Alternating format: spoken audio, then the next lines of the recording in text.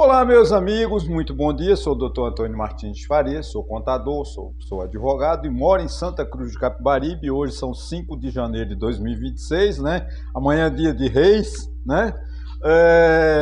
Quero aqui mais uma vez ainda. Dizem que até dia de Reis a gente pode desejar Feliz Ano Novo. Então, um Feliz Ano Novo para todo mundo aqui, as pessoas que ainda não me viram. Eu quero primeiro agradecer a Deus por estar vivo. É você, minha amiga, meu amigo, minha irmã e meu irmão que dá seu like, seu dislike e faz seus comentários. Muito, muito, muito obrigado. Obrigado aos 910 inscritos no meu canal. Como está bom, eu estou muito feliz e nossa proposta até, né, a primeira proposta de 2026, até o dia 30 de janeiro, quando eu completo 69 anos, eu quero que a gente ultrapasse a 1.000 inscritos. Eu conto com a sua colaboração e conto com o seu presente. Obrigado também às 88 pessoas que visualizaram o meu último vídeo. Estou muito feliz. Meus amigos, hoje eu trato do seguinte: o Brasil entre eleições, crises internacionais e desafios federativos. O Brasil entra em mais um ciclo eleitoral cercado de paradoxos, contradições e velhas práticas que insistem em sobreviver ao tempo. Enquanto o discurso público fala em democracia, renovação, responsabilidade fiscal, os bastidores revelam um sistema político cada vez mais distante da vontade popular, perigosamente confortável, com privilégios, abusos e distorções institucionais. As eleições que se aproximam não são apenas mais uma disputa de cargos. Elas representam um ponto de inflexão, né, histórico. Pela primeira vez em décadas, dois personagens centrais da política nacional, Lula, limitado pela idade, e Jair Bolsonaro, por encontrar-se preso e inelegível, estarão fora do horizonte eleitoral em 2030. O que se disputa agora, nessas eleições, é apenas o poder imediato, mas quem comandará o Brasil, não é apenas, né, melhor dizendo, o poder imediato, mas quem comandará o Brasil na transição para o novo ciclo político. Essas eleições, elas marcam uma saída da história política, Lula e Bolsonaro. Bolsonaro, velho político, caudilho velho, Lula, um líder sindical, Bolsonaro, um líder sindical dos militares, né? A partir de 2026, eles se afastam, um pela idade e outro por estar preso. Nesse cenário, decisões estratégicas ganham peso histórico. A indicação de Flávio Bolsonaro como candidato à presidência da República não pode ser analisada de forma superficial. Trata-se de uma jogada calculada que visa manter vivo o projeto político familiar, mesmo diante da possibilidade de derrota. Bolsonaro sabe que não ganha, Flávio Bolsonaro sabe que não ganha. Não se trata apenas de vencer as eleições, mas de ocupar um espaço, liderar a oposição e moldar o debate político para 2030. Ao mesmo tempo, o Congresso Nacional se fortalece como nunca. Um fundo bilionário alimentado pelo dinheiro do contribuinte transforma as eleições em disputas profundamente desiguais, onde a máquina política garante reeleições, protege interesses e não raramente abre espaço para a infiltração do crime organizado, que já estão no poder. O crime organizado, membros do crime organizado já se encontram no poder no Brasil, tanto a esfera municipal, estadual quanto federal. No plano internacional, o Brasil também se vê diante de dilemas graves. A atuação agressiva dos Estados Unidos na Venezuela, o avanço econômico e diplomático da China e o enfraquecimento dos organismos multilaterais revelam um mundo cada vez mais instável, onde o direito internacional parece valer apenas para os países mais fracos. Essa questão venezuelana que vocês vão ouvir, eu procurarei falar muito pouco, porque está muito recente, foi sábado, ainda não sabemos. Vamos decorrer uma semana, 2 semanas. Os Estados Unidos agrediram a soberania, agrediram o direito internacional, agrediram tratados internacionais, mas eles não vão. Os Estados Unidos, ou Estados Unidos, né, que o nome chama o Estado, Estados Unidos é o nome do Estado americano. Então ele pode ir para o plural como singular. Não será punido. Por quê? Porque ele tem o poder de veto na ONU. A ONU se reúne, não vai dar em nada. Vai dar tudo, ele não vai ser punido, essa agressão. Internamente, porém, vamos voltar ao Brasil, decisões administrativas questionáveis e o enfraquecimento do pacto federativo expõem a distância entre o Estado e o cidadão comum. É uma disparidade absurda a distância entre o Estado e o cidadão brasileiro. O Estado não se faz presente, o Estado não ajuda a sua população. A população brasileira é acéfala, a população brasileira é esquecida pelo Estado nas esferas municipais, estaduais e federal. Diante de tudo isso, é legítimo perguntar: que democracia estamos construindo? Que Estado estamos preservando? E, sobretudo, quem paga o preço das escolhas políticas feitas em Brasília e no cenário internacional? Cada vez mais o povo. É o povo que vai pagar essa situação, essa conta, o desprezo, o abandono do Estado à população. Aqui eu tenho que admitir que a indicação de Flávio Bolsonaro como candidato à presidência da República é correta. É acertada de Jair Bolsonaro.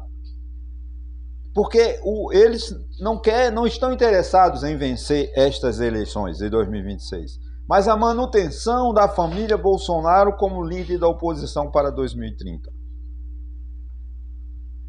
Essa é a verdade. Não que Flávio Bolsonaro queira acertar o país, não, eles não estão interessados nisso, né? A família Bolsonaro não ficaria sem chance de reais de retornar ao poder a curto e médio prazo. Essa é a grande realidade, né? O mais relevante é que Flávio Bolsonaro, mesmo que não vença em 2026, tende a se consolidar como liderança da oposição. Se o Bolsonaro apoiasse Tarcísio de Freitas, quem seria o candidato em 2030? Tarcísio de Freitas, que ele tem direito a ser reeleito pelo mais um mandato. Né, como está de fato Lula agora. Você acha que Tarcísio de Freitas ia abrir mão para colocar um filho de Jair Bolsonaro ou Jair Bolsonaro? Claro que não. Jair Bolsonaro seria afastado, Flávio Bolsonaro seria afastado e a disputa ficaria entre Tarcísio de Freitas e outros candidatos. Ele não abriria mão dessa situação. Então, claro que a situação complexa da candidatura do filho de Jair Bolsonaro é acertado porque ele torna o filho dele, né, preparando-se para 2030, que é logo ali, né, gente? 4 anos, quando a gente termina essa eleição, começa a próxima, né? A nossa resposta política, segundo o jornal Estado de São Paulo, na edição de 4 de 1 de 2026, deputados e senadores terão à disposição um fundo formado por recursos públicos no valor de 25 bilhões de reais. Como eu falei no início, né, na abertura, esse dinheiro compra qualquer eleição. Né? Não vai surgir um candidato novo, porque são os mesmos. Né? Os 513 lá, uns vão ser governador, outros vão ser senador, mas os deputados serão o mesmo. Né? Uma coisa importante aqui, que eu quero frisar, é o seguinte: o descaso com o Estado. Né? Segundo a coluna do broadcast do Estadão, uma empresa chinesa ganha uma concorrência para fornecer equipamentos, né, hidrômetros, né, relógios, medidores da Sabesp, que é a Companhia de Abastecimento de Água e Esgoto de São Paulo, privatizada pelo governo Tarcísio de Freitas. Só o seguinte, eu acho um absurdo, né, que essa empresa chinesa vai se instalar na Zona Franca de Manaus, porque tem imunidade tributária. E o estado de São Paulo vai ficar sem ICMS?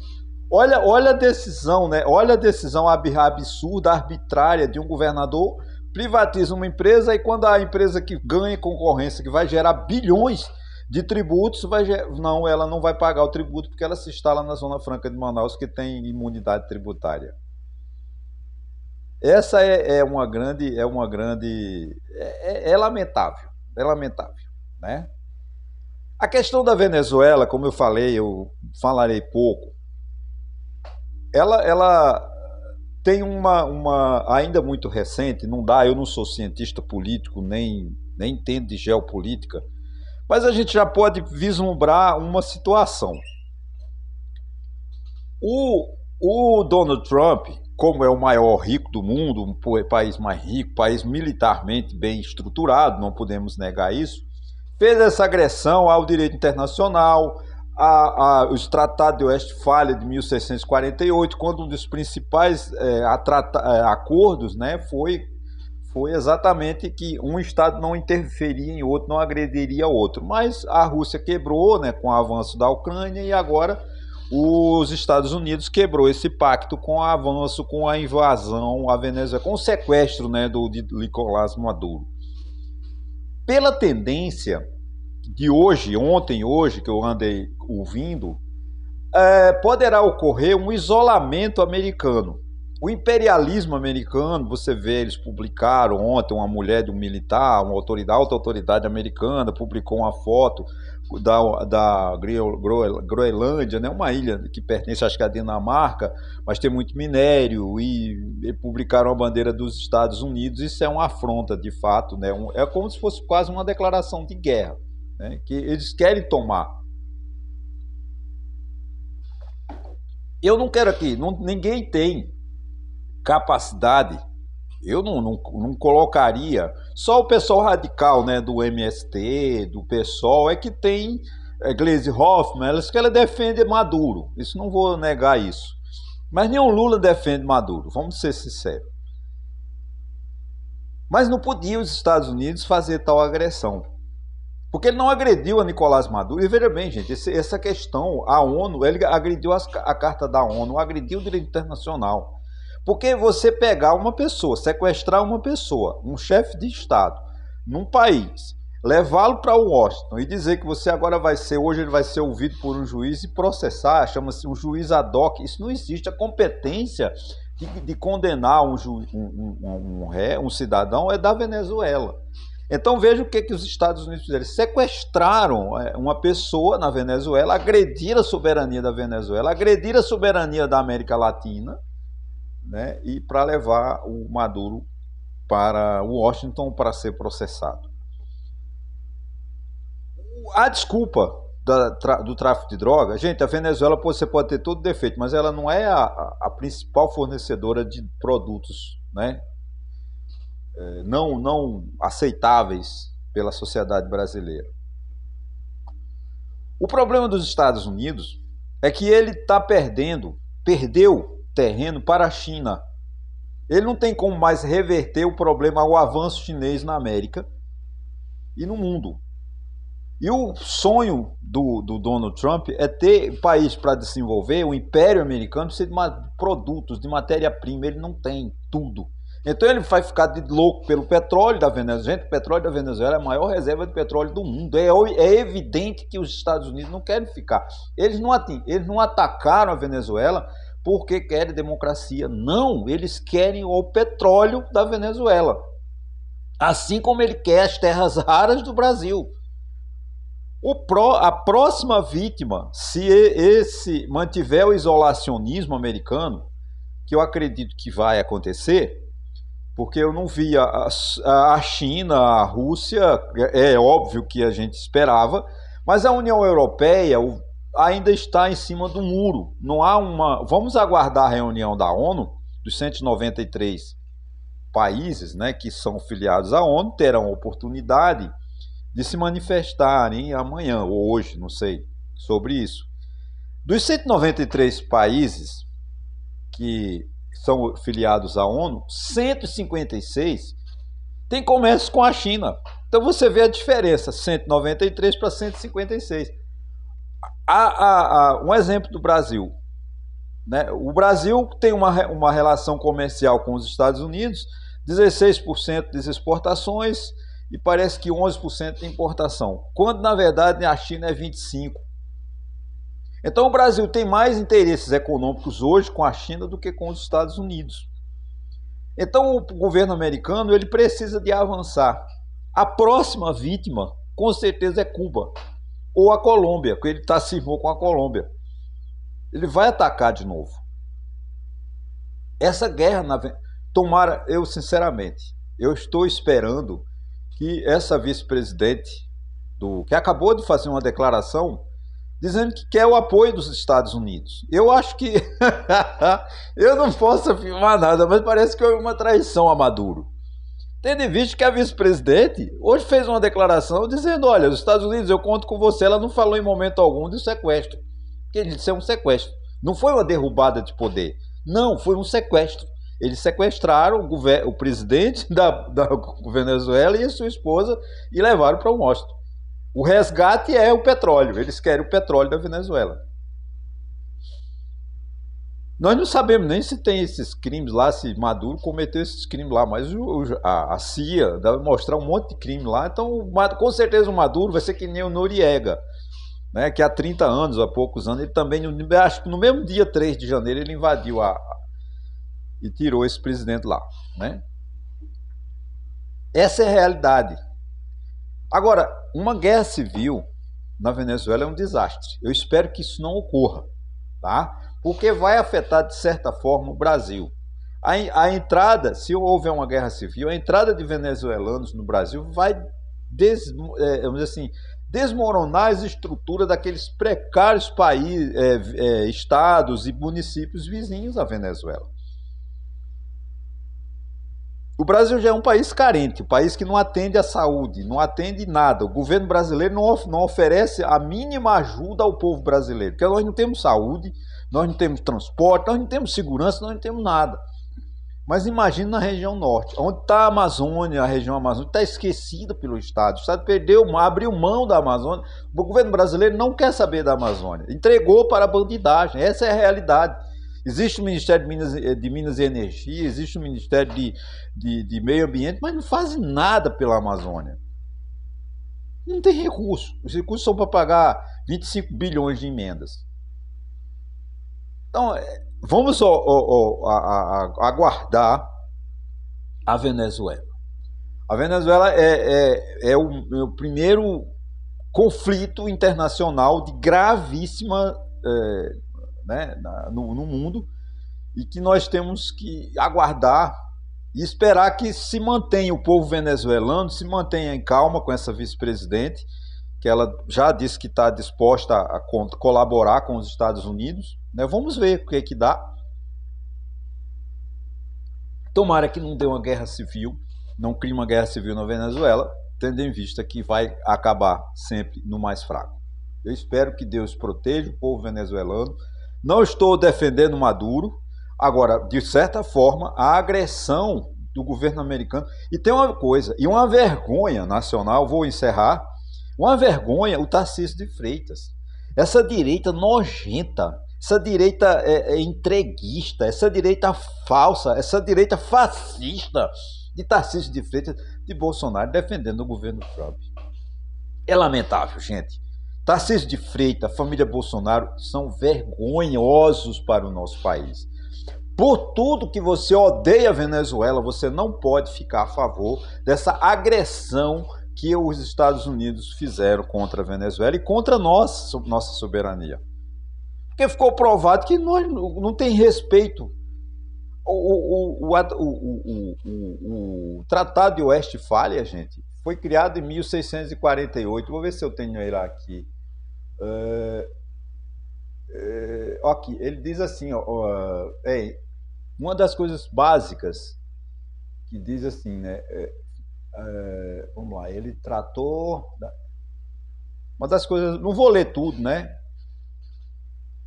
Mas as principais decisões do Tratado de Westfália de 1648 foi assim: principais decisões, reconhecimento da coexistência entre catolicismo, luteranismo e calvinismo, ou seja, foi exatamente na época da reforma cristã, né, a briga do catolicismo com os evangélicos, né, chamados calvinos e luteranos, calvinistas e luteranos. Então fizeram esse acordo. Soberania dos estados com autonomia política e religiosa, reconhecimento da independência da história da Holanda e da Suíça.